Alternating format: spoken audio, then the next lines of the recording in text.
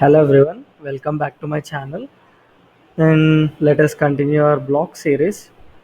Till now we have discussed about the motion blocks, looks, sound, events, control blocks. So all these categories have been covered in the previous videos of the same playlist. So if you have any questions, please refer to those videos and get it cleared. Okay. So yeah, if everything is clear, shall we start the next category, which is nothing but the sensing blocks. The cyan colored blocks, the main purpose of these sensing blocks is to recognize or detect the interactions between sprites and backdrops. Like among them, if you have any interactions, so based on that interactions, if you want to take any decisions or if you want to make a program that runs under by detecting something, like we have our sensor guns to detect everything, right?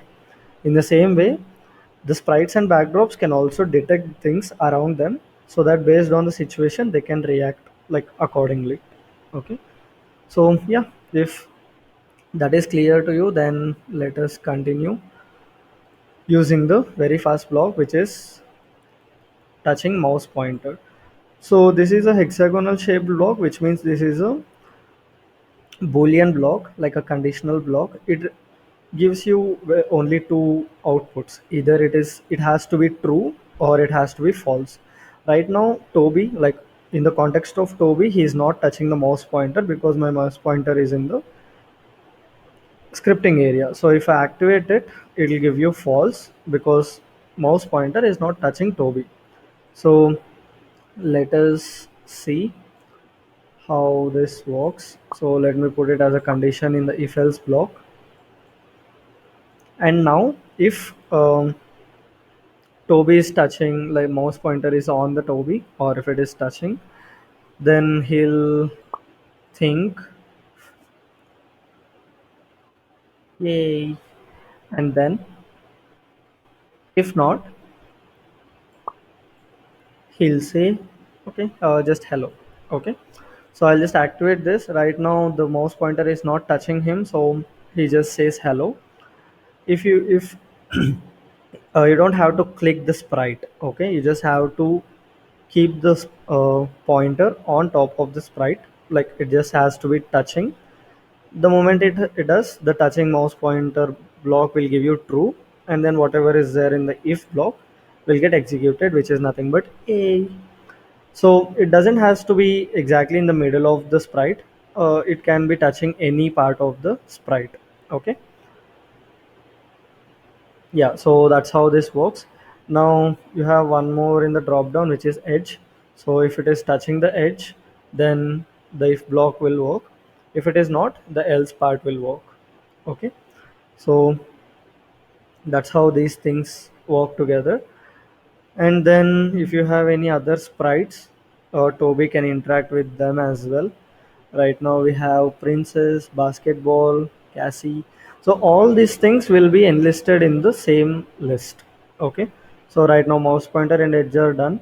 So the basketball. So if Toby wants to, like Toby is actually touching the football basketball, then he thinks A. The moment he comes out of the basketball, like he's not touching it, then he'll just think hello for 2 seconds. Okay, so it doesn't matter which other sprites he's touching, that doesn't give you any effect because in the code we just mentioned the basketball. Okay, so yeah, that's how touching block work. The next other two blocks will be similar, but instead of considering the entire sprite, these will be focused on the color. So right now let us get any of the, yeah, any of the random backdrop. So right now here we have the color, so let's remove the touching block, touching color. So you can choose the color manually, but it's not recommended from my side because even if the shade is a little bit changed, the results won't be accurate enough. So whatever the color, choose it directly from the backdrop, that will give you more accurate results. Right now I'm choosing this pink color door. So the moment I activate this, Right now he's not touching that color, so he'll just say hello. The moment doesn't matter which door it is. Yeah, so right now I selected the color over here, but since the colors are same for the other doors as well, he's still saying A. Okay, because the color is same. So if you're looking for the color that has to be touched by any specific sprite, just choose the second one, second block. If it has to be to the any specific sprite like the other sprite itself, choose the first one. Then comes the third one where the color itself is touching the other color. So right now I'll choose a color from Toby, which is his skin color itself. Then the same door. So this would work exactly like the Toby touching the door itself. So as you can see, his brown skin is touching. Oh, okay. Oh, that would be behind, right? Okay, let's choose another color, which would be, yeah, his shirt. That would also work.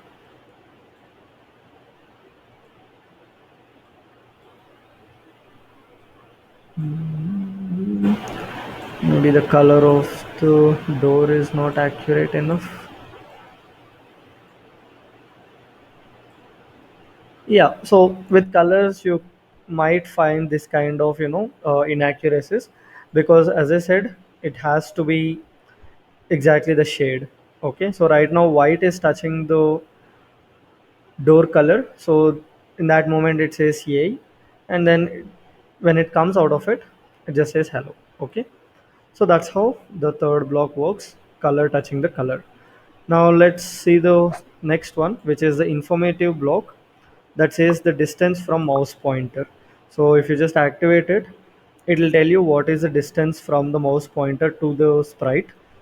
Now remember, it only measures the distance till the edge of the stage. Okay, so the moment you come out of the stage, it will not be exact distance from the mouse pointer to the Toby.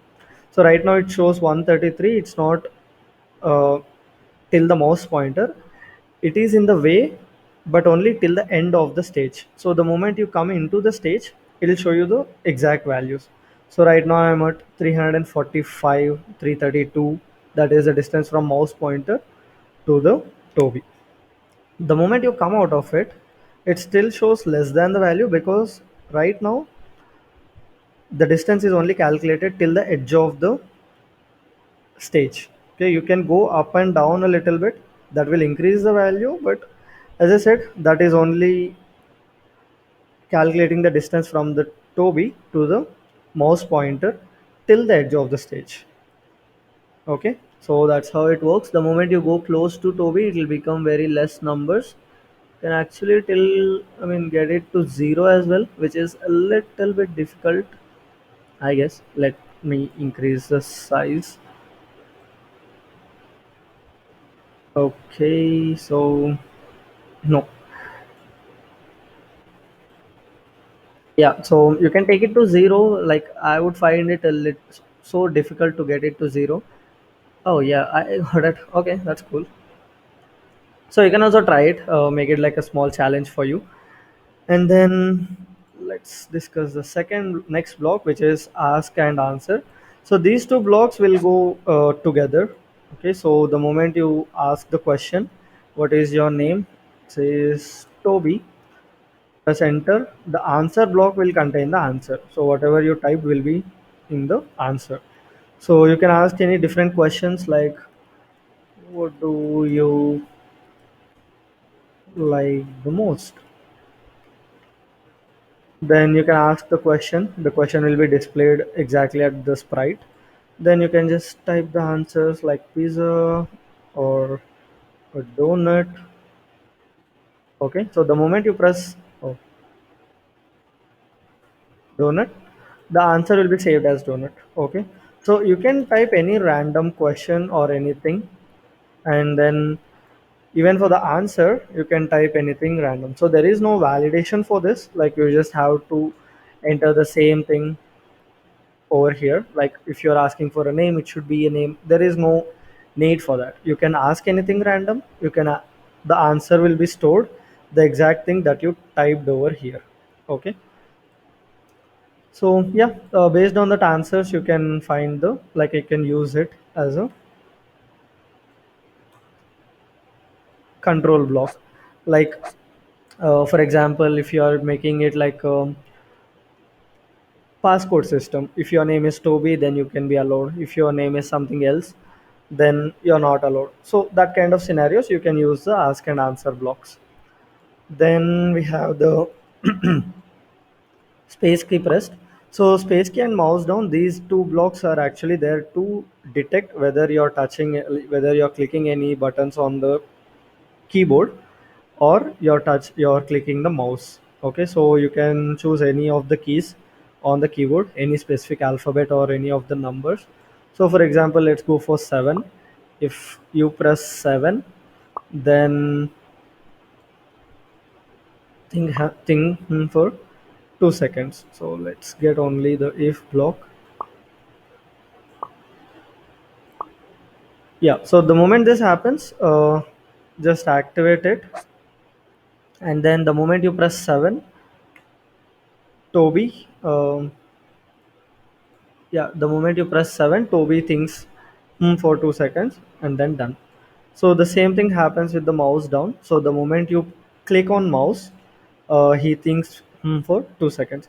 Now remember, clicking mouse is not anywhere on the PictoBlox or anywhere on your laptop or any device. It has to be only on the stage. So only if you click, the mouse pointer should be placed in the within the boundaries of stage, and within stage, if you click it, only then it gets activated.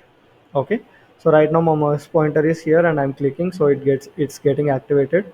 And my mouse pointer is on the scripting area, and if I'm click it, doesn't matter how many times I click it, it doesn't get activated. Okay, but for keyboard, doesn't matter where your mouse pointer is, you just have to click that particular key. Right now I have Y, so the moment I press Y button, it just gets activated.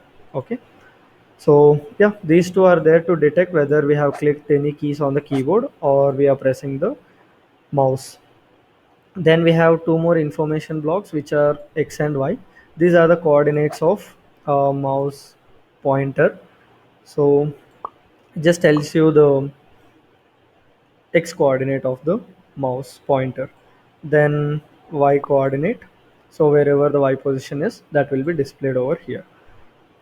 Then we have the next one, set drag mode to draggable and not draggable. So I'll talk about this in a bit, like at the end of the video. Then we have the loudness block. So this is like the ears of Toby. Okay, like whatever the sprite is there. So right now I'm not speaking anything, so there is a little bit of noise in on my background, I guess. So it's showing 5 or 6. That is the loudness of the background noise. So you can observe here, the moment I become silent, it becomes either 5 or 6. That would be the lowest value.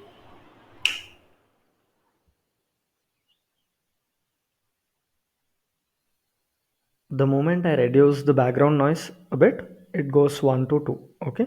Then when I speaking louder, the loudness is also increasing. When I'm speaking so slow, it is reducing. So it's just basically listening to your volume of the voice. Okay. So just like the ears. Then we have the timer. So timer is like what are the number of seconds that has happened since you started the project, or since you opened this particular. It's been 9:33 seconds since I opened the file. So if I just go to new file, then create the new blocks, then the timer block will just start from here. Okay, it counts how many seconds has happened since we started PictoBlox. So you can reset this timer. So in your project, if there is anything that you want to bound with time, it's time bound, then you can use the timer for that purposes, like a stopwatch. Not, yeah, like making a countdown maybe, so something like that. So to keep track of time. Then we have this one, For this thing we need the backdrops. So right now I have this backdrop hash, which is the backdrop number. So right now I just added only two, three, like I have added some random backdrops over here. So let's delete this plain one. So right now I have four backdrops, right? And I have chosen the third backdrop. So within Toby, if I go to the blocks and click on this block, it should show me the number 3 because backdrop number is 3. So as you can see, that's what it is showing. You can choose for the backdrop name, which is active right now, which is wall 2, then volume and my variable. So I'll talk about that also in a bit. Now, yeah, if you add a sprite, so backdrop, sorry, for the lightning, you can choose what is the X position and Y position of that sprite. Then what is the direction, what is the costume number, because within costumes you can change. Oh, sorry. Okay, here we have only one.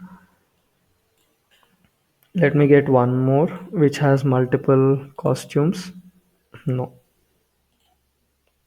Okay, for zebra we have multiple costumes. So within Toby, if you go to the zebra and then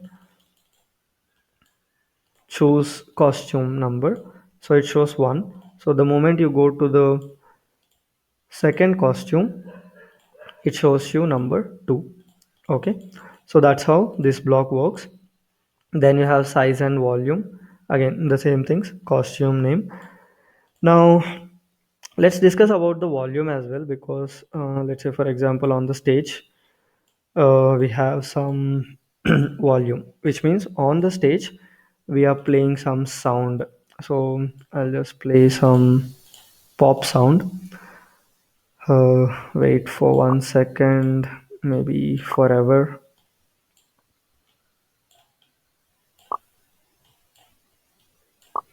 Okay, so forever this sound will be playing, and here in the sound we have this set volume block, right? So this is what can be detected. It's like detecting what is the volume. Okay, just like the same ears.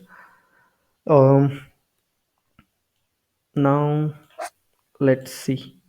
Okay, in the backdrops, let's put an event as well to start it. Now we have the say block, volume on the stage.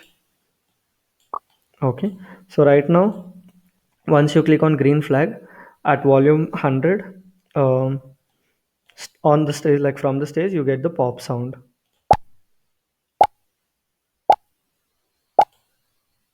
Okay, from Toby. Oh, sorry, this should also be in the forever loop.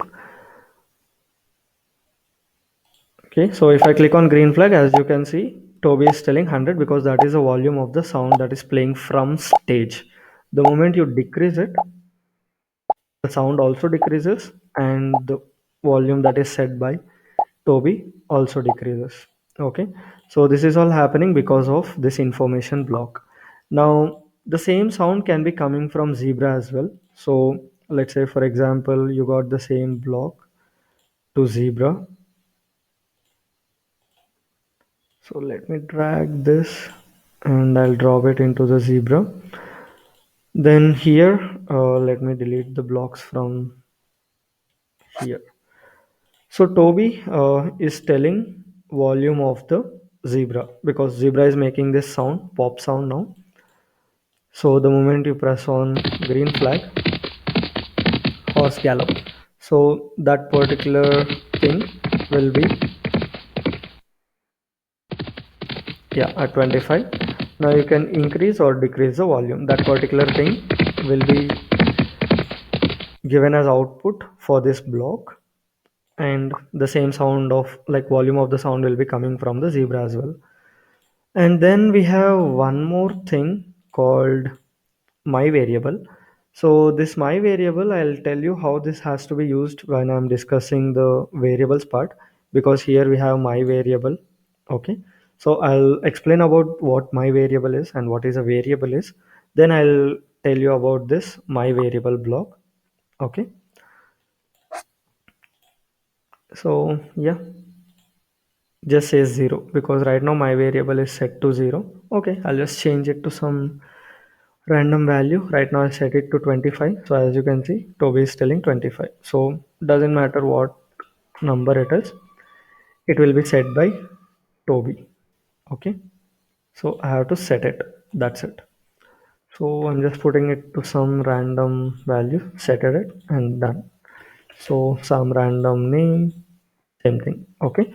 So whatever the variable is there has the value that will be coming out of the this particular block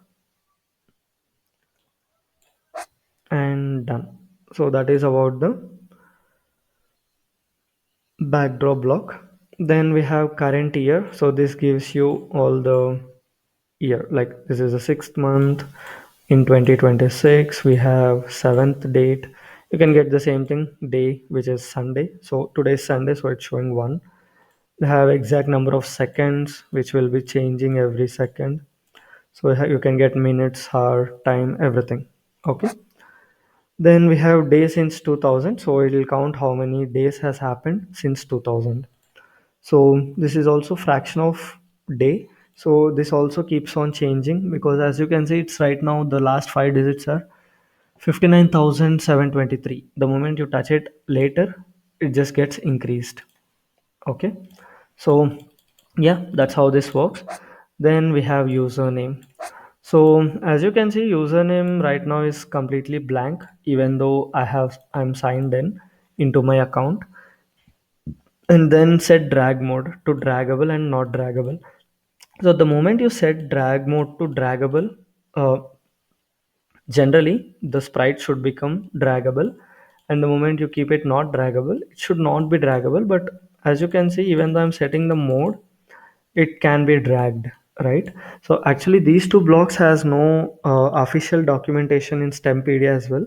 These standard blocks have been directly imported from scratch 3.0, I guess. I'm not sure about that, but right now there is no official documentation from STEMpedia, from PictoBlox, about these two blocks. So maybe they have been working on these two blocks in the background. Maybe in future these get activated.